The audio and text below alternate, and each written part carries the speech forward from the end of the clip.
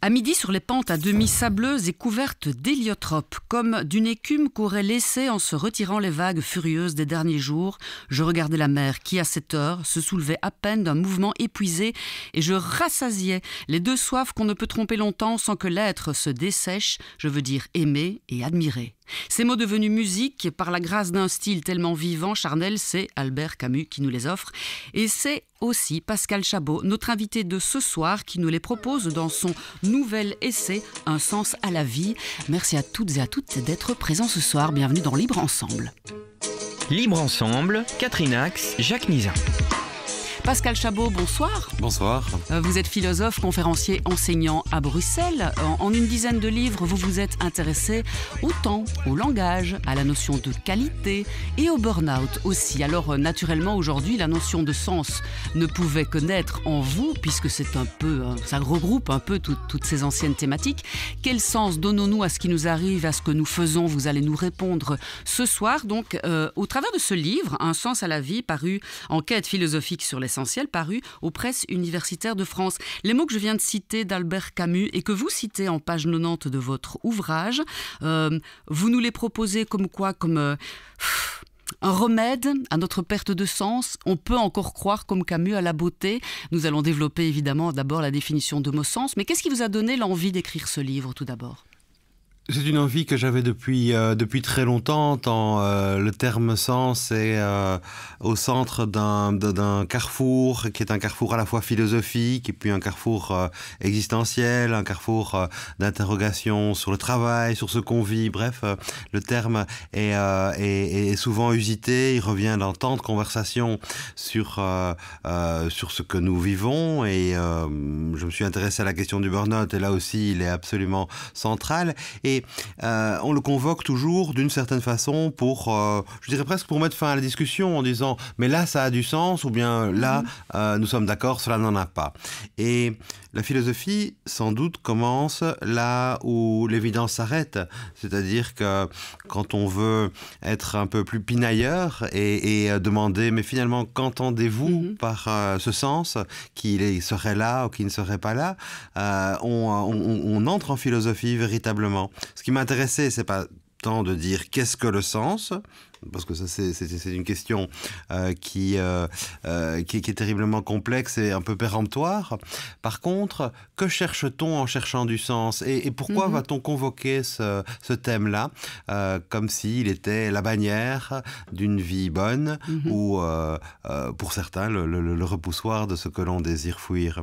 C'est ça qui m'a donné envie de C'est une obsession, vous dites aussi. Enfin, on peut penser que c'est une obsession de notre temps, cette quête du sens, presque plus même que la quête du bonheur finalement. Pour autant, vous dites que ça ne date pas d'hier. Tous les philosophes ont cherché la quête du sens, mais pendant toute une période, on l'a un petit peu mise de côté, puisque, on va le développer, mais les religions ou les grands récits donnaient du sens à l'humain, qu'aujourd'hui, on a un petit peu perdu dans tout cela, et donc on recherche avec obstinément ce sens à nos vies. D'abord, vous voulez définir le sens. C'est quoi le sens? Commençons par dire ce que le sens n'est pas. Il n'est pas une révélation, il n'est pas un trésor caché qu'il s'agirait de débusquer quelque part. Il n'est pas une signification suprême qui abolirait toutes les significations plus prosaïques. Pour moi, il est ce qui circule. Ce qui circule dans nos existences et toute la journée, nous en avons échangé des paroles sensées, nous avons validé par nos perceptions, par nos sensations, par nos émotions, toute une série de situations qui faisaient sens pour nous, d'une certaine façon. Il est une sorte de milieu dans lequel, effectivement, circule entre ce que nous sentons, ce que nous comprenons et ce que nous devenons. Quelque chose comme un fluide, disons-le, un fluide qui serait du sens. Je dis sentons, je dis comprenons et je dis devenons parce que la langue française, dans sa belle polysémie, nous offre généreusement, et ce qui est généreux, c'est ce qui permet de faire naître, générer, nous offre généreusement trois grands registres de ce qui fait sens. Le sens de nos sensations, le monde que nous touchons, humons, percevons, le sens de ce que nous comprenons, les phrases que nous échangeons. Et puis le sens comme la direction, l'orientation, la recherche d'un orient finalement. Et tout cela fait une sorte de triangle du sens, je l'appelle le triangle du sens, entre sensation, signification et orientation. Et nous circulons entre ces pôles-là sans trop le remarquer. Et ce qui est intéressant avec la question du sens, c'est quand il n'y en a plus. C'est qu'il n'y en a plus que nous arrêtons en nous disant tiens, mais il y a quelque chose qui manque. À quoi bon, les aquabonistes? Vous dites aussi que les sociétés avant se configuraient un peu, et j'ai l'impression en vous lisant d'entendre mon père, sur une société du devoir. On avait un rôle à jouer dans une société, c'était le sens du devoir qui prévalait. Aujourd'hui, on est plutôt passé donc à une société en quête de sens, une société du sens. Et pour s'épanouir, du coup, à votre avis, ce serait l'épanouissement individuel ou est-ce que ce sens sociétal, pour refaire société, est aussi important qu'avant? Je pense que... Pourquoi est-ce qu'on est allé vers l'individu de plus en plus? Nous sommes allés vers l'individu de plus en plus et... Heureusement, d'une certaine façon, puisque les sociétés du devoir avaient quelque chose d'extrêmement homogène et d'assez coercitif également. Le devoir, c'est l'obligation qui s'impose à tout un chacun et on ne peut pas imaginer, par exemple, les grands massacres de 1914-1915 en Europe sans penser que le devoir avait, d'une certaine façon, aiguillonné toutes ces vies perdues. Il y avait un but, quoi. Il y avait une raison pour tout ça. Il y avait quelque chose de l'ordre de l'indiscutable. Et l'individu, face à cet impératif collectif, n'existait, pour ainsi dire, pas. C'est certain que mai 68, pour parler de cette date symbolique et sympathique, est quand même le moment où se fait jour la naissance d'un individu qui désire créer sa vie comme il l'entend, jouir librement, on l'a beaucoup dit, et puis s'affranchir de toute une série de dogmes et de devoirs. Cependant, ce que l'on comprend, et c'est là que la question philosophique contemporaine naît, c'est que cette civilisation de l'individu, dans laquelle la civilisation du devoir vit encore, ne croyons pas que l'histoire gomme et biffe ce qui fut. Je crois que par strates, les temps des mentalités s'empilent et il y a presque une capillarité qui permet que vive encore ce qui a été. Oui, puis on parle de nous, on a quand même une vision très européenne-centrée. Il y a ça aussi, tout à fait. Tout à fait. Mais donc, cette société plus individualiste est une société qui découvre depuis une vingtaine d'années que nos interactions créent une complexité qui peut être tout à fait absurde. Et certes, on peut se rendre dans un aéroport et être extrêmement heureux d'aller revoir, par exemple, telle jolie ville d'Italie, mais aussitôt, nous traverse la pensée que cette frénésie de consommation d'hydrocarbures a aussi des conséquences délétères pour l'environnement. Et nous vivons avec en permanence une cohabitation impossible entre ces vérités contradictoires, d'où un désir d'un peu plus de clarté, d'un peu plus de cohérence, finalement d'un peu plus de sens. Parce que c'est ça le sens. C'est le désir d'ordre pour aplanir certaines contradictions. Gilles Deleuze disait, c'est assez beau, nous demandons juste un peu d'ordre pour nous protéger du chaos. Juste un peu d'ordre. Et ce désir de l'ordre, ce désir d'ordre, d'un certain ordre, il est structurant dans l'histoire humaine. Et je ne puis pas imaginer une culture humaine dans laquelle le chaos aurait tout le temps le beau rôle serait toujours recherché. Non, nous cherchons de l'ordre. Et ce qui est intéressant, c'est qu'à ce désir de sens, qui est pour ainsi dire un universel, a toujours répondu, même avant que le désir soit exprimé, une série de réponses, qui sont les grandes réponses des grands récits structurants, que ce soit les récits religieux, les récits mythiques, les récits politiques, qui d'une certaine façon aplanissent les contradictions. On n'a plus ces récits-là aujourd'hui. Ces récits sont tout à fait surtout en Europe, comme vous le dites. En Occident. L'Europe manque de grands récits, c'est pour ça qu'elle est si faible, où peu d'Européens croient encore en l'Europe.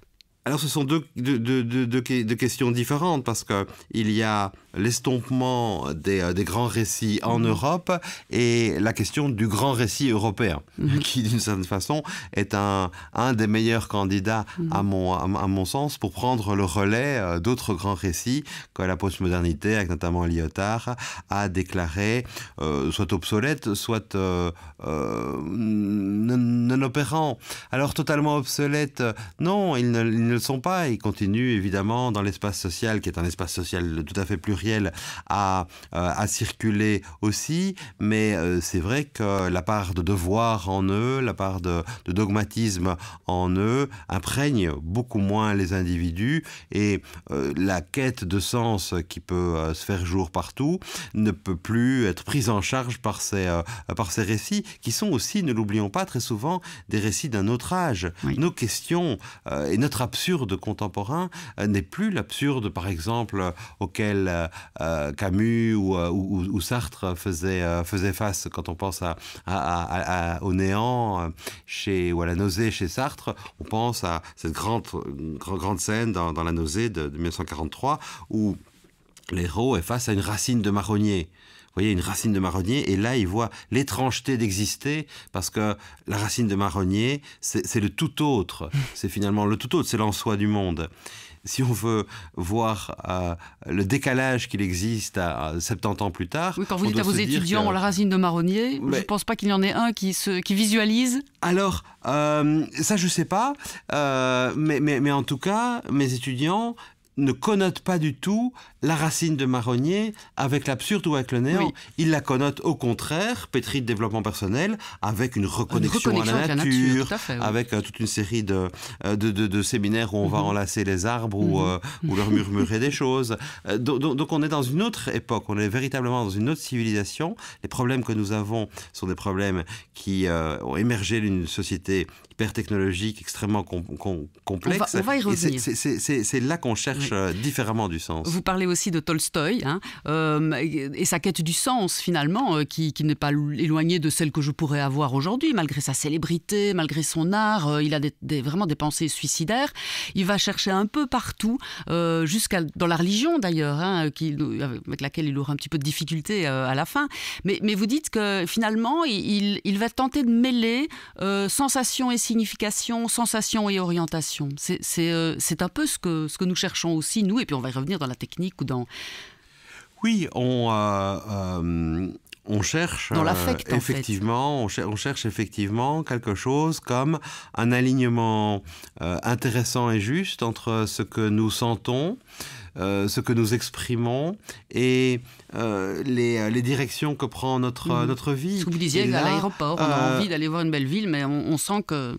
Oui, là c'est plutôt la contradiction. Oui, mais quand les choses vont bien, effectivement, on peut se dire qu'il y a une certaine fluidité. Nous échangeons des paroles, nous avons telle ou telle humeur, tel ou tel affect, et nous avons l'impression que la vie va dans la bonne direction. On peut l'avoir, heureusement, on peut l'avoir. Il y a toute une série de cas où on l'a, et j'espère pour les auditrices, les auditeurs, que c'est quand même une expérience connue, une expérience agréable tout de même. Que c'est la majorité de leur vie, on espère. Quand même, voilà. Mais si on y réfléchit davantage, il y a des nouvelles figures de l'absurde, c'est-à-dire toute une série de circonstances dans lesquelles ce que nous sentons est en contradiction avec les discours dominants, ou alors les discours dominants, comme les discours sur la fin du pétrole, par exemple, sont en contradiction avec les orientations de nos sociétés, qui sont des sociétés qui, mondialement, émettent plus que jamais des gaz à effet de serre, pour reprendre cet exemple-là. Et là, il y a des contradictions. Là, il y a des vraies contradictions, d'où ce désir d'un peu rééquilibrer les choses. il peut faire circuler autrement le sens. Alors, le cas de Tolstoï que vous citiez, bon, ça c'est un cas qui est emblématique, qui est tellement singulier, parce que la perte de sens de Tolstoï est pour ainsi dire incompréhensible, d'une certaine façon. Si voilà bien quelqu'un qui avait... toutes les raisons d'avoir du sens et d'être heureux. Mais oui, il avait écrit Guerre et paix d'abord, quand on imagine. Quelqu'un qui a écrit Guerre et paix. Tolstoï ne voit pas le sens de sa vie. Voilà, oui. Qui il sommes-nous? avait un des plus grands domaines qu'on puisse imaginer en Russie, qui n'est pas petite, etc. Oui. Et il fait la liste de ses privilèges, lui, le comte Tolstoï, et tout de même, il ne parvient pas à quelque chose qui pourrait le satisfaire entièrement. Ce qui veut dire aussi que chez lui, la quête de sens était assez névrotique. Son livre des Confessions, qui date, si ma mémoire est bonne, de 1878, il faudrait vérifier, eh bien, c'est un livre extrêmement inquiet, c'est un livre intranquille, comme Pessoa le dirait, c'est un livre d'inassouvi, comme un auteur polonais le disait. Et lui est dans une recherche d'un absolu qui serait le sens de sa vie. Je ne crois absolument pas à la possibilité d'un sens absolu. Et c'est ça le discours nihiliste. Le nihilisme, chez Nietzsche par exemple, prend acte ne réclamez du pas fait trop. Il n'y aura pas moyen d'être... Il n'y aura pas d'absolu qui répondra à cette question. Et c'est peut-être une bonne nouvelle. Il faut se rappeler, pour cette question, de la grande sagesse de Jean de La Fontaine quand il écrivait Le laboureur et ses enfants, qui disait il y a un trésor. Retrouver le trésor. Voilà, il y a un trésor, il est dans le champ. Et tout le monde se dit évidemment que ce trésor est un petit coffret qui est caché dans un sillon, mais non, c'est en creusant des sillons qu'on cultive le vrai trésor qui est le trésor du travail, c'est-à-dire qui est le trésor de l'œuvre, qui est le trésor qui donnera la meilleure des récoltes. Et qui donnera la meilleure des récoltes. Et il en va de même, je pense, pour le sens, il n'est pas quelque chose qui serait dans un recoin caché de la vie, mais il est dans une manière de circuler dans l'existence elle-même pour y faire germer ce qui est intéressant, ce qui est agréable. Pour autant, l'époque de Tolstoï est vaguement différente de la nôtre, et vous le pointez évidemment, cette technologie, cette course effrénée à la technique, à l'intelligence artificielle, aux nouvelles formes de névrose, psychose que vous appelez des digitoses, il y en a plusieurs, il n'y a pas une digitose, il y en a plusieurs, toutes ces nouvelles pathologies de l'hyperconnecté. Qu'est-ce qu'on peut en faire? Vous opposez conscience et surconscience, c'est bien ça, je ne me trompe pas. C'est quoi pour vous la surconscience? Je pense que des néologismes sont nécessaires pour dire les mutations que nous vivons, j'allais dire que nous endurons. Notre conscience, depuis que Freud l'a décrit ainsi, est branchée à l'inconscient, ce réservoir de désirs, de mythes, de pulsions qui nous alimentent en permanence.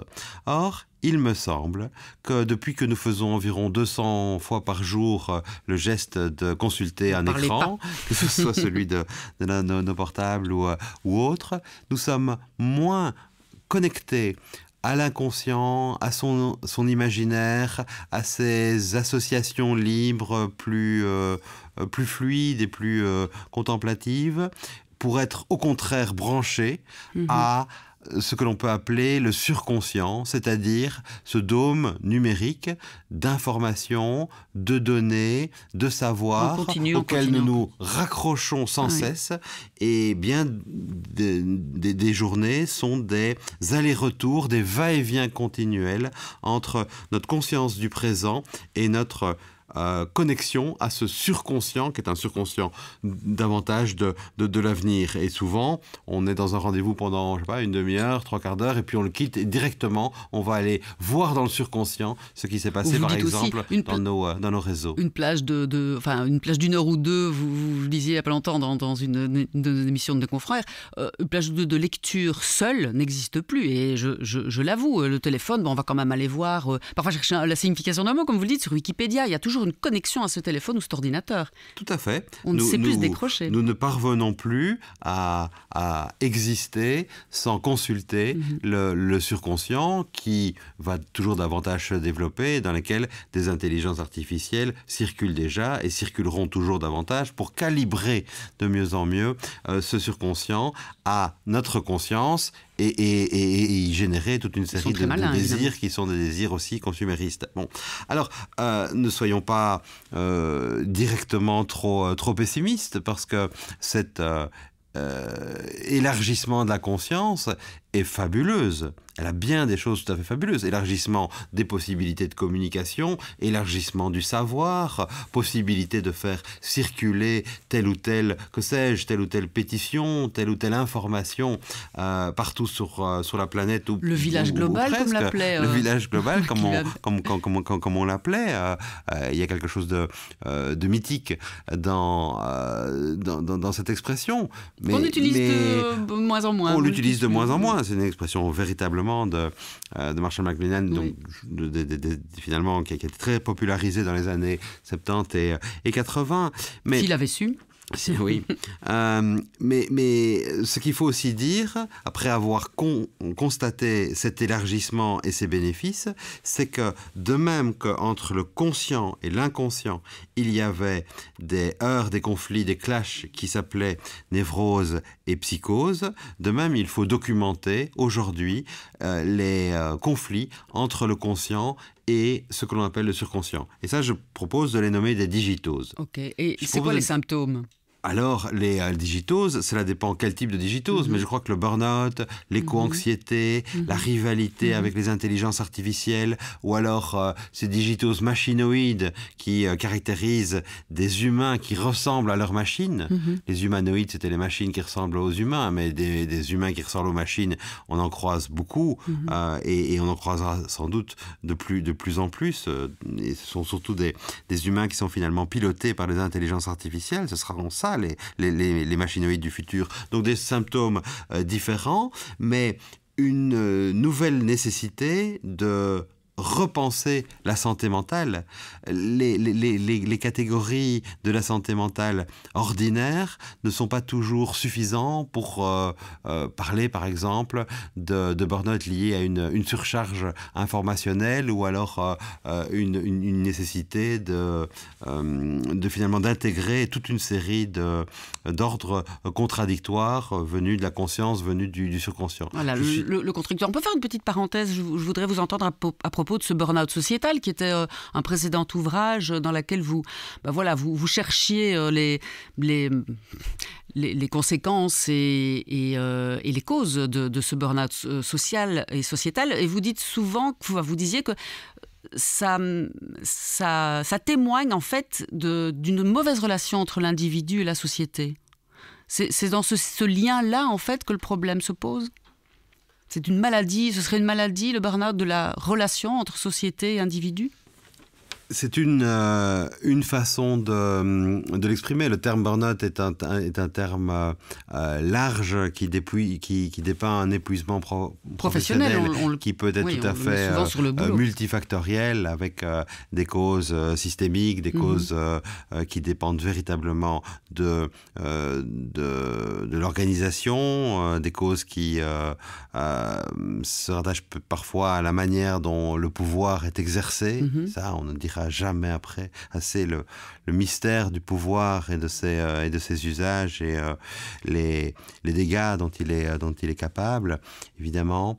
Et puis aussi toute une série de causes qui peuvent être davantage intrinsèques, individuelles. Oui. Avec, tout le monde ne souffre pas de burn-out, donc c'est vraiment un lien. Non, tout le monde ne souffre pas de burn-out, mais il y a une série de postes dans les organisations où quiconque peut endurer des difficultés qui auront alors des répercussions différentes selon les individus. Moi, ce qui m'a intéressé dans cet ouvrage qui s'appelait Global Burnout, c'était de dire que l'épuisement professionnel, l'épuisement des individus advenait à une époque où l'humain épuise absolument toutes les ressources naturelles, géologiques et autres, et aussi les ressources humaines. Comment faire en sorte que l'humain ne soit pas vu comme une ressource, ce qui finalement résonne avec la grande phrase des Lumières de Kant, ne voit pas en l'autre un moyen, mais voit en l'autre une finalité. Or, nos systèmes, qui sont des systèmes de rendement, qui sont des systèmes de rapidité, qui sont des systèmes finalement où toute une série de contraintes extérieures aux vies dominent et asservissent ces vies elles-mêmes, voient de plus en plus dans les individus des moyens pour faire fonctionner le système. Si l'humanisme est à réinventer, et je crois que l'humanisme est à réinventer à chaque époque son humanisme, et les grandes recettes humanistes de la philosophie des Lumières pour parler d'elles, si elles peuvent encore être inspirantes, ne peuvent évidemment pas être plaquées telles quelles sur le contemporain parce que digitose, parce que surconscient, mais la question du burn-out nous mène à essayer d'inventer un progrès qui pourrait nous convenir. Parce que vous dites aussi que les maîtres d'œuvre du travail, de l'ardeur au travail, sont devenus les victimes, en fait. Mais oui, évidemment. En fait, le problème est vraiment celui du progrès. Et dans nos sociétés, il y a un progrès qui est triomphal, auquel nous devons beaucoup et dont nous bénéficions tous les jours. Et ce progrès, c'est ce que l'on peut appeler le progrès utile. Le progrès utile, pour le comprendre, on peut convoquer sur une sorte de ligne phylogénétique mentale tous les téléphones dont on s'est servi. Vous voyez, là, il y a véritablement progrès, il y a véritablement amélioration sur temps et temps de générations d'ailleurs. Sur peu de générations, et même dans nos relativement brèves existences. Oui. Et ce progrès ira toujours plus loin sur ces lignées dont je parle, et il faut bien comprendre qu'il fonctionne par capitalisation. Tout ce qui a été inventé ne doit pas être réinventé. Le laser, il a été inventé une fois pour toutes. Et il sera implémenté toujours davantage dans des nouveaux dispositifs. Ce qui donne à ces lignées de progrès utiles quelque chose comme une vigueur toujours plus importante et qui accélère aussi le développement du progrès utile. Or, ce qui se passe, c'est que ce progrès-là n'est évidemment pas le seul. Nous ne pouvons pas guider nos vies, notre recherche de sens, en nous disant « oui, nous irons toujours plus loin, dans un sens toujours plus raffiné, etc. » Non, nous sommes beaucoup plus en prise avec la cyclicité de la nature, avec les essais et les erreurs, avec les répétitions, avec les rythmes des jours et des nuits, finalement, avec les oublis. Avec les oublis, chaque humain doit réapprendre à vivre. C'est Aragon qui disait « le temps d'apprendre à vivre, il est déjà trop tard ». C'est terrible. Que pleurent dans la nuit nos cœurs à l'unisson. Mais oui, mais c'est vrai. Et ce progrès-là, il y a donc un autre progrès. C'est le progrès, le temps d'apprendre à vivre. Moi, je l'appelle le progrès subtil. Parce que subtil, c'est un beau mot français qui vient de subtella. Subtella, en latin, c'est ce qu'il y a en dessous de la toile. Donc, en dessous d'une toile, toutes les tisserantes le savent, il y a la trame, il y a les fils fondamentaux.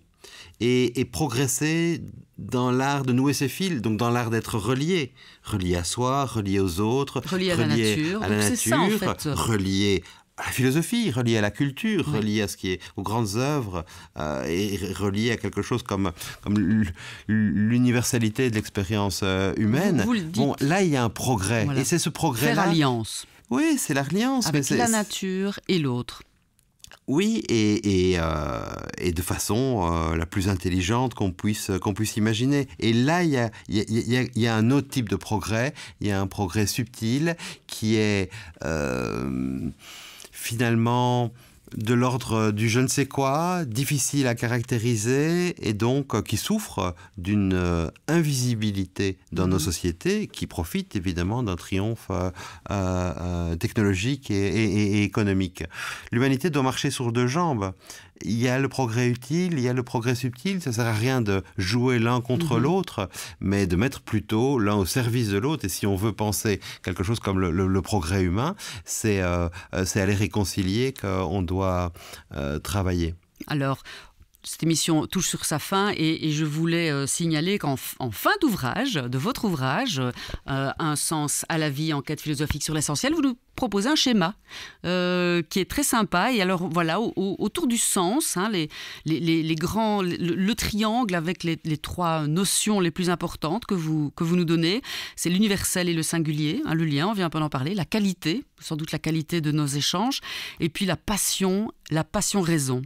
La passion-raison, je dis bien. Hein, oui, la passion-raison, c'est... Donc c'est ça, ce serait ça qui nous relierait, c'est ça qui ferait sens. Ce sont des essentiels. La qualité, bien sûr. L'universel singulier, c'est-à-dire l'accès à l'universel à partir de l'expérience singulière. Et puis la passion-raison, c'est-à-dire ces moments de l'existence où nous adhérons passionnément à ce qui se passe, mais nous savons aussi justifier rationnellement ce qui est. Et cette sorte de fusion entre passion et raison me semble tout à fait essentielle. Les personnes à qui nous sommes liés, nous leur sommes liés passionnellement et rationnellement. Et il y a quelque chose dans la fusion de la passion et de la raison qui m'intéresse énormément, surtout dans une civilisation occidentale où on a beaucoup séparé ces deux pôles pourtant conciliables de l'expérience humaine. Et puis toujours rester en mouvement, dites-vous. Et aussi, vous citez « aime et fais ce que tu veux ». C'est peut-être la meilleure chose à conseiller à nos auditeurs. Merci beaucoup Pascal Chabot, aux Presses universitaires de France, en sens à la vie, enquête philosophique sur l'essentiel. Merci à tous d'avoir fait le choix de nous écouter et puis alors faites le choix d'offrir peut-être ce livre de Pascal Chabot à Noël parce qu'il y a encore plein de thématiques que nous n'avons pas développées. J'aurais aimé vous entendre, mais ce sera pour une autre fois sur l'écrit. On nous vole un peu l'écrit. ChatGPT nous vole l'écrit et ça aussi c'est un grand danger. Donc écrivez, lisez, c'est tout ce qu'on peut vous souhaiter pour cette fin d'année. Merci Pascal Chabot. Merci. À tout bientôt.